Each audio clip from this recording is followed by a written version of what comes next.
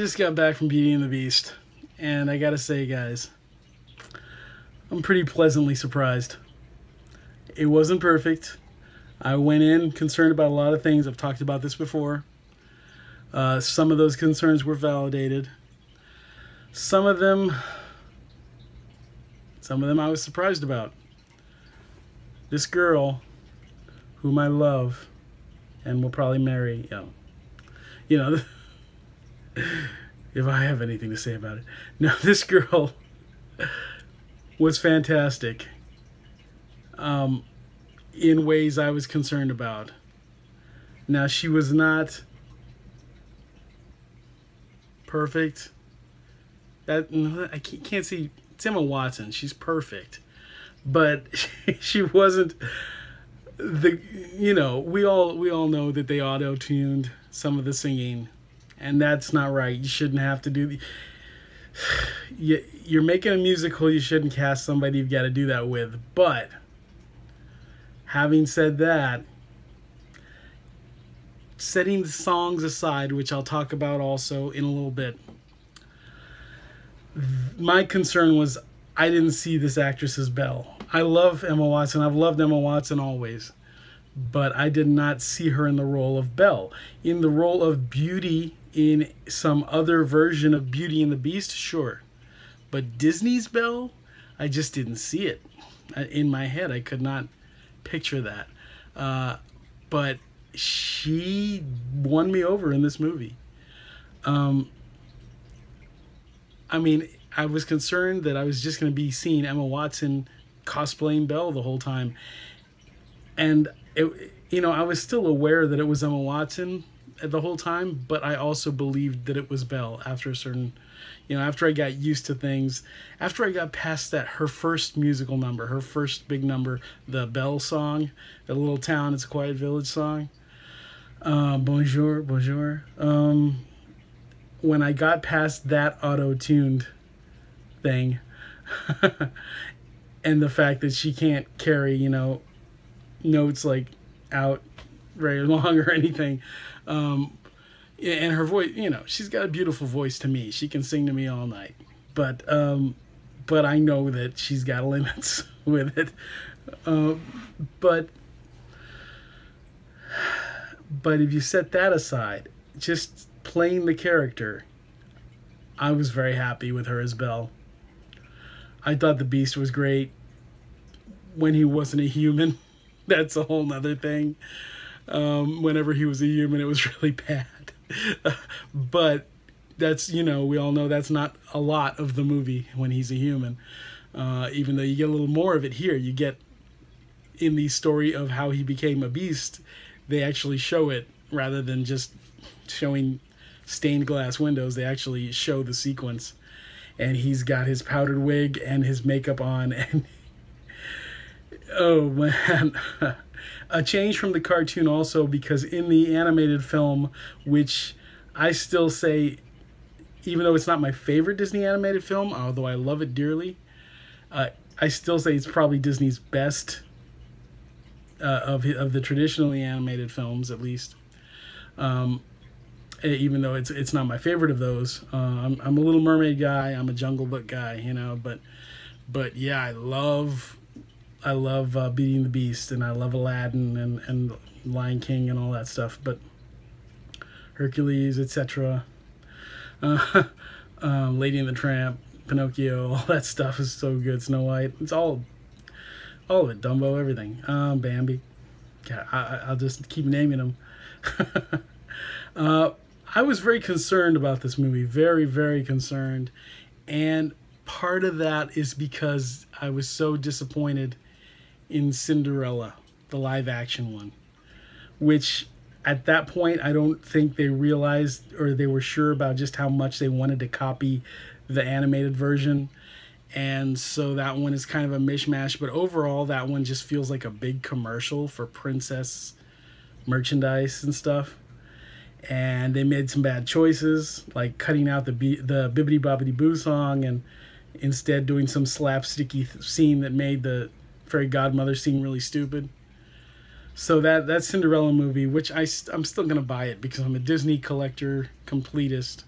I need it in my collection, and I've only seen it once, so I want to see it again. And I didn't really have a problem with the actress in that one. It was just there was a lot of crummy stuff in that movie, which I hate it when I have to say that about a Kenneth Branagh movie, because I mean I like Kenneth Branagh. I'm pretty sure he directed that movie. I'm pretty sure, but anyway, that movie was a big disappointment for me. I don't know. It might not have all been the director's fault, because Disney is one of those extra, big studios who's, the suits are going to get their hands in every movie they make. But this movie, I can't justify not getting somebody with a Broadway voice, to play all the parts in this movie if you're going to make a big musical. But otherwise, I loved Emma Watson as Belle. I really did, and it was really mostly just in that first song that it bothered me that she wasn't some great singer, and that whole first musical number was kind of my big issue of the whole movie, in that all the negative stuff I could say here and there throughout the movie, you saw it all together in that number, in the Bonjour number, the Belle number. Part of it was the other people, the townspeople. You had a mishmash of ones that were good singers and ones that were not. But the acting in, and some of the other some of the net critics, like the really popular ones, some of the ones I watch, they pointed this out too. They weren't animated enough. And it's not and I don't mean, I know that, and we have every right to compare this to the animated film, because it is, when it's doing stuff that was in the animated film, which is most of the time, it's very close. The lines are very close. Sometimes they're the same lines. Often they're the same. Usually they're the same lines, word for word, but they do add a lot. They add a lot of lines. They add a lot of backstories. I want to talk about other parts, but let me keep right now to the Bonjour, the Belle song. I mean, when they're singing, I need 6 eggs, that's too expensive, and all that stuff, they're not doing it lively enough. They're not doing it strong enough. And I mean, it's funny, because I think back to a movie that like La La Land, where they were overdoing everything. In this movie, they were underdoing it a little bit. And maybe I felt that way because it's based on an animated film. Maybe because it's a fairy tale. But this movie allowed for them to be a little more exuberant with their acting. I mean, you can't just be saying the lines because, like other people have said, because they said them in the cartoon, and not because it wasn't you didn't feel like it was real. This is really going on. You just felt like they were rehearsing. It felt like a rehearsal, like a all-out rehearsal, at times. I don't mean it looked like a rehearsal. I just mean the level to which the people were acting in general, especially in that sequence. I mean, and not so much Emma Watson. And Emma Watson, it was mostly just the fact that, she has limits in her singing. That, and honestly, that's my main thing. If I was going to say anything negative about this movie, the main thing is that, it's that it's hard to, you can't justify not getting people with Broadway level singing abilities. Although, like I said, I was very impressed with Emma in every other aspect, and I loved her in this. I loved her in this movie. My God, she was beautiful in this movie too, but that's not even it. I mean, she was great. But and I turns out I enjoyed this movie a lot. Went to the Alamo Drafthouse, if I can interrupt a bit. I saw this at the Alamo Drafthouse. It was a late showing, because it's still kind of hard to get tickets. I didn't get to see it over the weekend. I would have been there the first night, Thursday night. But, I mean, it was kind of hard because I posted that video about St. Patrick's Day. We like to get into that. There's preparations that need to be made. We were enjoying St. Patrick's Day. Our mother's in town and all that stuff. So we just, none of us could get out to that, to the movie. And otherwise I would have been there. So, but I didn't want to wait any longer, so I went tonight. It's Monday night. It's Tuesday morning. I should be in bed already, but I took a blanket that I always have this Looney Tunes blanket in my car. I took that in to the theater, and I got cozy because I got tickets to the Village Draft House. Sat in the front row where they have all the reclining chairs. They just put in these awesome reclining chairs I'm always talking about. Usually I go to the Lakeline Draft House, and now I go to the Village and get the front row all the time. and I got, I ordered milk and cookies. I was all cozy. I just wish it was a little cooler in there because it was hard to have that blanket on me because it was kind of warm in there. And then a bunch of UT girls, I assume, came in and sat to my left, filled up the whole row to my left. That was pretty cool because they were all really attractive too. And nobody was sitting on the right, and I was dead in the center, front row. So there was nobody in the row on the right, and then I just had all these gorgeous girls. I wish somebody had been sharing my table, which was the other person's seat was on the right, because the seats are sectioned off by twos. Anyway, but it was still pretty awesome. Normally I don't want to share my table, but if it was going to be a UT girl, that would have been awesome. But anyway, so movie started. The first part, the backstory of the Beast was a little weird because it was very I don't know if I already mentioned this, but like when the Beast originally gets cursed in the animated film, he's like 11 years old. In this film, he's already an adult, and I guess they just don't age. In the old film, though, in the animated film, it was a little weird because it seemed like the Beast aged, but it didn't seem like anyone else aged. Because Chip, I mean, surely he was that age when he got cursed. So it's confusing, really. I mean, the original film has some logic flaws. It has some logic flaws. But otherwise, it's awesome, and the singing's awesome and everything, for the most part, This movie, I don't really have any complaints other than, some of the people didn't seem like they were singing lines with their heart in it. They were just, because it's like they just had in their head, okay, we're going to do this part now because it's from the cartoon. But other times they were great, what did that make me think of? I don't know. I was going to say something else about it. But, this one had, but they added a lot of backstories, and some of them were fleshed out a lot. But stuff with Belle's mom, stuff with, the Beast and everything. And it was fine. It was good. Sometimes it added, like with Belle's mom, there was some very touching stuff added to that. Now, when I watched the old animated film, I'm in tears from beginning to end. The first time I saw it, I remember going to see it in theaters, and I just started tearing up all the way through the end. Now, that didn't happen to me in this one. Maybe I teared up a little bit in the ending where everybody was changing to normal. Even though I thought the Beast turning into the Prince, I thought when he turned into a prince, he kind of looked kind of goofy. I was kind of like, oh, she's not going to stick around. He turned out kind of goofy looking. But in fact, she asks him, well, spoiler, she asked him to grow a beard at the end of the movie. And I was like, yeah, that'd probably help. But, LeFou.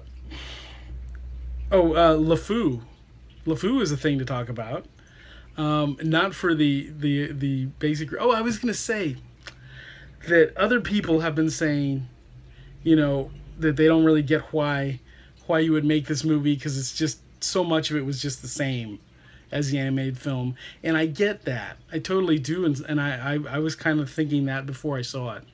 But it actually is really interesting to watch. There are scenes that are just really cool to see in like live action. And they did add a lot of stuff. They really did. If you don't know the original really well, then you might not notice it. But I was watching the Cinema Snob, and he was like, I didn't really notice the new stuff very much. And I don't know. I mean, it seemed pretty much like there was a lot of new stuff, and it was pretty noticeable. So I don't know. But some of the things that other people have been complaining about with this film, other critics that I've seen on YouTube that I watch regularly, I didn't really agree with them. I didn't really have problems with most of it. Just various things, little things, not even worth bringing up. I just didn't have a problem with anything except for what I've already said. LeFou, I was gonna say, they expanded that. You know, that character had like the most arc throughout the film, because he was having all this turmoil over like stuff that the Gaston was doing. Like he knew that they were doing like bad things, and he was like, can't we go back and like not do that and like fix that and like help? You know, we stranded Maurice out in the woods. Maybe we should go back and get him?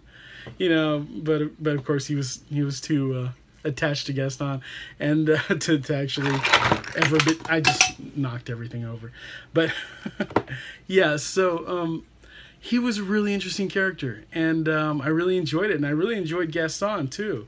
And I wasn't sure if I was going to, but they were a highlight of the movie.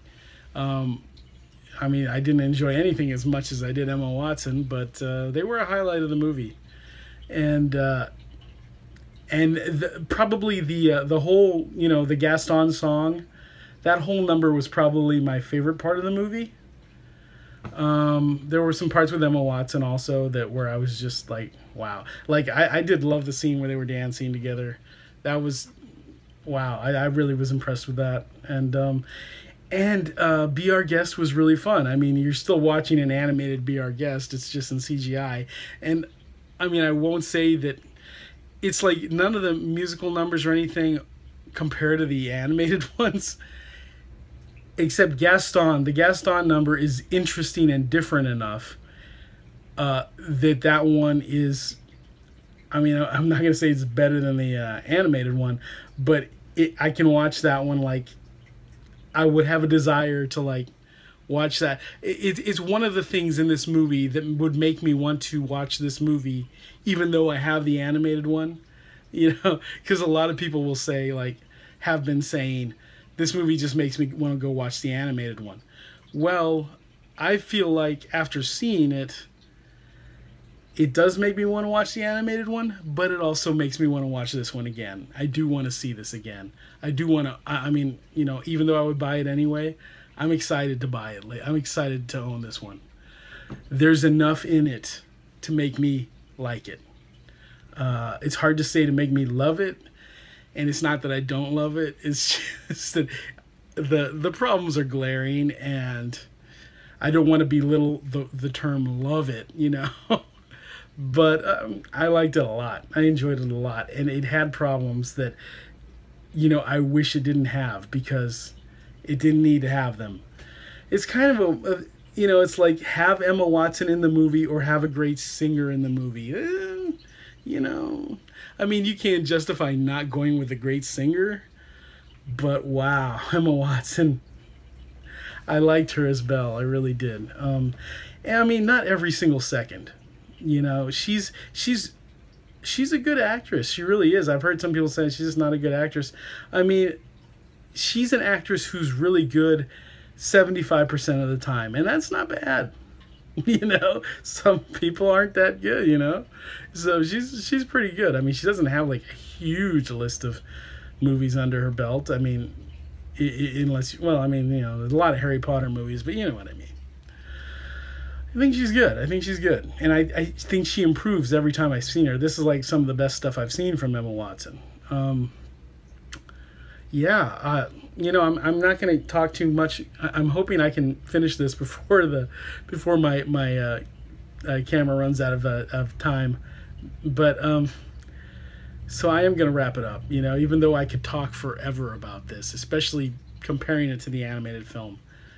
But I'm going to say I enjoyed a lot of it enough to where I'm excited to own it and to see it again. And I'll probably see it in theaters one more time if I can get my mom and my sister out to see it with me. If not, I guess I'll just wait. But I am gonna buy this one. Even if I would anyway. But I'm excited to. And I was happily pleased with Emma Watson. That doesn't excuse the singing situation, but again, she can sing to me anytime, and I will just enjoy it. So I recommend going to see this. I mean, you know, you probably already know if you want to or not, but it's not anywhere near as bad as I was afraid of. It's not bad. It's not a bad movie. It's a good movie. You know, it's got the one or two issues, but it's a good movie. Yeah, I like, you know, a lot of the characters better in the animated film, partly because animation is more expressive than CGI when, well, like in cases like Lumiere, you can just see his face better when it's the candle wax version and not the metal, you know, candlestick, candelabra thing. But, you know, some of the designs, some aspects work better in the way that they're done in hand-drawn. But, yeah, I mean, you know, a lot of the performances are better in the animated version, but there's a lot of good stuff in this. There really is a lot of good stuff. There's issues. I don't like CGI wolves any more than I like CGI deer, which I've complained about in other movies, CGI deer. But then what are you going to do? You're going to get real wolves to do that stuff? But, you know, and the CGI beast I thought was going to bother me. He really didn't after, you know, after the first few seconds. And sometimes he was pretty cool. I liked him, and the voice was really good. I thought he looked kind of dopey when he was the prince. They never called him Prince Adam, did they? I don't think they did. We see a lot more of the Enchantress because she's kind of a character throughout the film. Very interesting because they added a lot to it. And, you know, go watch it. Go watch it. Go see it. It's great. I'll talk to you guys later.